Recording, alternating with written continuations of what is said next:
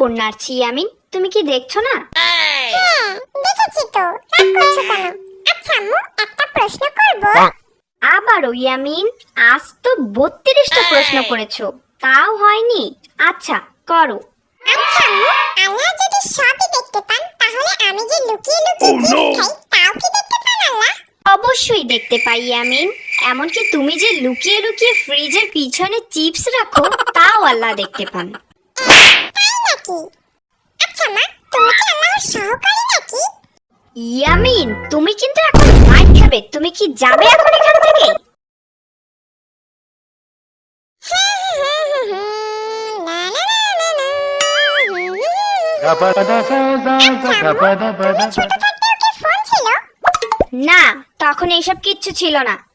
আচ্ছা আম্মু, তাহলে তুমি কিভাবে বেঁচেছিলে? তুমি তো আমার হিরো। এখন একটু চুপ করো ইয়ামিন, আমি কাজ করছি।